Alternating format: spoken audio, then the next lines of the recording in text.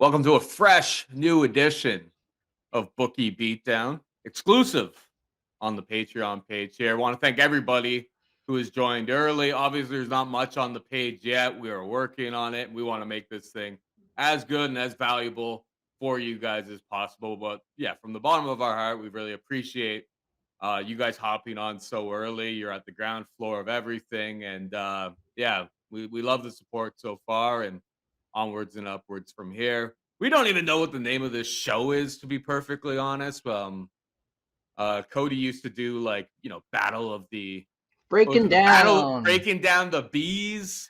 I Yeah. wrote best of the rest on the thumb. We're all figuring these things out, but we got some fight picks from LFA one and maybe some other stuff over the course of this weekend. So if you got some books that have that, all the better. We plan to do a show tomorrow after the weigh-ins. We're going to talk about props. We talk about if somebody looked bad on the scales, whether it's worrying us, all of that fun stuff. I guess we should probably open like a line of communication on the Patreon page for people to maybe ask some questions that we can answer on that Friday show as well.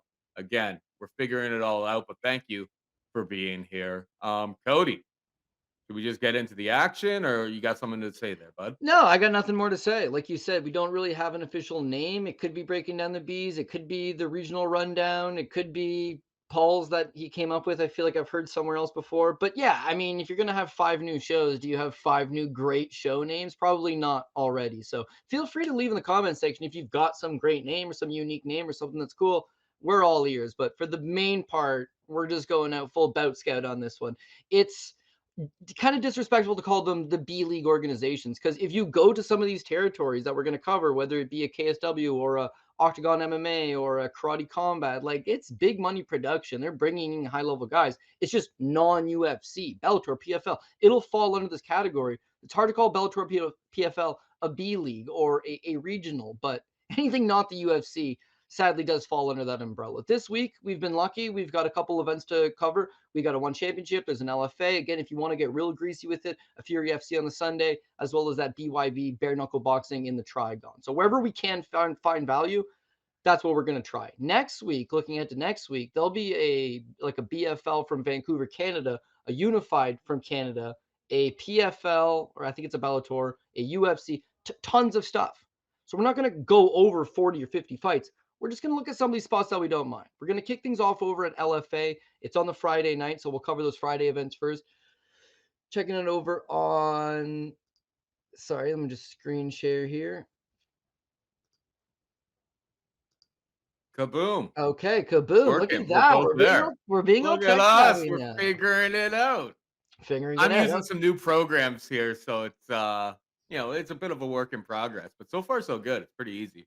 All right, all right. Well, we're off and going. We're actually gonna start with the co-main event here real quick. So I got Paul to do up a graphic. I sent it over to him. It was Josh Hokit minus 550. You'll see if you check out this line now on say Bet Online, it's already skipped over to a minus 650 Josh Hokit. And I'm not suggesting you're betting this guy straight up. You can't even parlay them right now because it's still early in the week. But this is going to be a parlay piece as the week goes on. Starting off with Hokit, he really is just an athletic specimen. 27 years old, right? So he's still young in the fight game. 2-0, but you can see just from the fact that he's got a Wikipedia page, like he's pretty accomplished. Kid ends up going through high school, ends up being ranked as high as 3rd in the nation in high school for wrestling, right? But he's also a pretty good football player. So he initially goes to Drexel University or commits to Drexel University, realizes they don't have a football team, so he switches out to Fresno State University. A lot of guys that are from Bakersfield or Clovis, California, they will go to Fresno State, and that's exactly what he does. While he's at Fresno, I mean, he's a pretty okay football player, but the most thing is that you'll see he's a linebacker, fullback, running back, plays special teams, made 7 tackles in the season against Hawaii, rushed for 97 yards and 18 carries. He's playing football, but then it'll also say after football season ended, Hokit returned to wrestling, placing 5th at the Big 12 championship. After wrestling, he became a first All-American selection. After wrestling, he became an NWCA second team All-American. And it's a D2 school, but this guy just plays football. He's a really good athlete, and he's wrestling in his off season, and he's a phenomenal wrestler. His brother Isaiah Hokit, also a pro fighter, fights for Bellator, also a collegiate wrestler. So runs in the blood. Now, after university, or after college ends for him, He actually takes a walk-on opportunity for San Francisco, goes undefeated or unselected in the draft, but as a walk-on signs over with the 49ers and then spend 5 days with the Arizona Cardinals. Never played, never was an NFL player. But the fact is, and look, walk on at Fresno State University after he committed to playing football there as well. What he wants to pick up and accomplish, he's capable of picking up and accomplishing. He's a great athlete. He's obviously a hard worker. The fact that he was able to get NFL type scholarships, or not scholarships, but chances and opportunities, he's excelled in all of that. Doesn't work out for him. Football doesn't work out for him, but still only 27, switches over to MMA. So when you see him in MMA, right, 2-0, and both those fights were for Bellator. Bellator signs him. He goes a quick 2-0. Bellator seizes operations. They fold up. PFL gets all these guys contracts, but they can't keep them all occupied. And technically speaking, he's only 2-0. So you can't throw him in there with the ranked heavyweight yet. They opt not to honor his contract and let him go. LFA is going to get this guy as a flyover for a fight or two, and then he very likely ends up on Dana White's Contender Series. When you look at John Lopez is just being in to get his ass kicked. He's from Combat Club in Florida. If you're training in Florida and you ain't at ATT or Killclef or MMA Masters or what's that one in the strip mall in Orlando with Jacare Souza, Fusion XL, you're not even at any of those gyms. Yeah, it's not going to go so well for you. But John Lopez is 34 years old, okay? There's no upside to him other than he is 6'4", so he's 3 inches taller than Hokit. He is about 15 pounds heavier than Hokit. But very easily, you can go and watch his last couple fights on YouTube. Very slow, non-athlete, rigid, gets knocked out in this Willie Tarpley fight. First punch that hits him clean, he just loses his wits about him. As an amateur, 4-2, both of those amateur losses by knockout. This guy's getting brought in to get rolled up by a legitimate heavyweight prospect who, as of yesterday, this morning was only minus 550. That's way better than trying to hit that minus 1,000 on the UFC card. Adam McCline. There's a big beat. Yeah. And again, I mean, I would take you through the footage, and maybe as I become a little more tech savvy and we can move around, I can take you through some of these fights, but it'd be nothing for you after this episode to be like, well, what's Cody talking about? And just go John Lopez MMA. The fights will come up. You can watch him. You got a Fight Pass account. You're hardcore. You probably do. CFFC. It's on Fight Pass. Just punch his name in. Watch him versus Tarpley. A guy that, again, is not some type of world beater. There's multiple ways, I believe, for Hokit to win this fight, but taking him down and just rolling him up on the ground is going to be the path. His 2 wins, he gets the takedowns, he submits them. And one little thing that I will give him, because we always got to worry about, well, what could go wrong? Maybe this freak athlete's never been punched in the face before, but not exactly true. That first fight with Spencer Smith, he took him into the 3rd round. And his cardio looked pretty good, dude. He's only about 245, so he's not a huge heavyweight. And because he's a good athlete who's still not even in the prime of his athletic career, his cardio seemed to check out pretty good as far as I'm concerned. His very next fight, he gets a 1st round submission. That doesn't tell you quite as much, but he's working on his grappling. He comes from a wrestling background, so the go-to is get the takedown, set up top control, pound this guy for a little bit, soften him up, and then eventually get the submission. If he's not able to do so, I still think he could win this fight standing, but let's always take the path of least resistance. So Hokit will probably be minus 1,000 by the time the fight goes off, maybe minus 1,200. He'll be a giant favorite. So if you can get him now, you can't parlay him now. They're wise to this. The books have adjusted since we banged them a few times, but they'll eventually let you parlay these into tickets. So whereas this is a nice parlay piece, you're not going to take all the big favorites. There's some traps, and we're going to talk about those ones. But Hokit looks pretty damn good, man, as far as I'm concerned. Moving over, we'll talk about the main event now, right? This is not like, it's not some mega lock as much as it is. Sorry, can you see Tapology? I can switch over. I was just using the board quickly. My bad. I'll switch back and forth. Yeah, all good. So we've got Ari Farias as a minus 165 favorite over this Eric Visconde. So I'm not saying this one's a lock. I'm saying this one's actually got some really solid value. Ari Farias, he's a little bit old for bantamweight. He's 35 years old, but this guy's a wrecking machine. I mean, you can see he's very physically well put together, but beyond that, he's just fought a plethora of good guys. You go back right from his career where he's winning. He's a 7-time Brazilian Jiu-Jitsu world champion, right? And then he picks up MMA as basically a side hobby.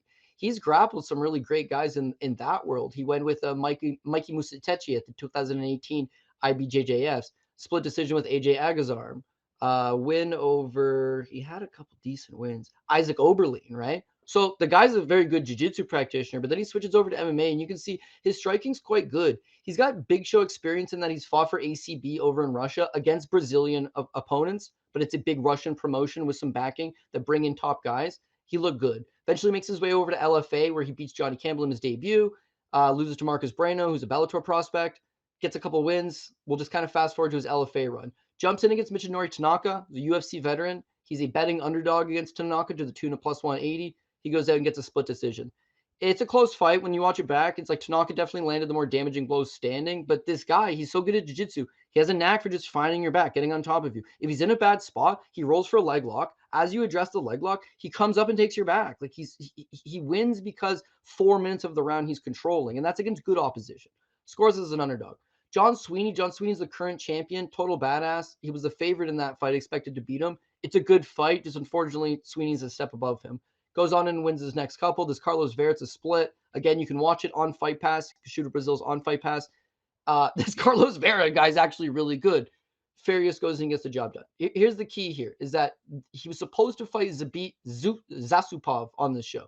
The Zabit guy is 16-3 Kazaki guy who's, looking to put a hounding on you. Instead, Zabit pulls out, and in comes Eric Visconde, right? Eric Visconde is also a grappler. The difference is he's like a 2-time Brazilian champion, whereas his opponent, Ari Farias, is a 7-time world champion, right? When you look at him, most notably 2 fights back against, all on Fight Pass, is Joao Pedro Saldana, right? He comes in, he's a betting favorite over Saldana, who's 10-3. This kid's on a roll. He takes him down, immediately just shoots a takedown from a little far out. This kid from sitting in guard just grabs the guillotine. As soon as he grabs the guillotine, he flips, he gives him a mounted guillotine, he taps right away. The commentators are shocked because it's like a big upset win, and it came from he didn't shoot his head into a guillotine. He shot, took the guy down, flattened him out, allowed the guy just to grab his neck one single time, and he tapped from it. So then you go through some of these wins, they're soft, and they're almost all by submission.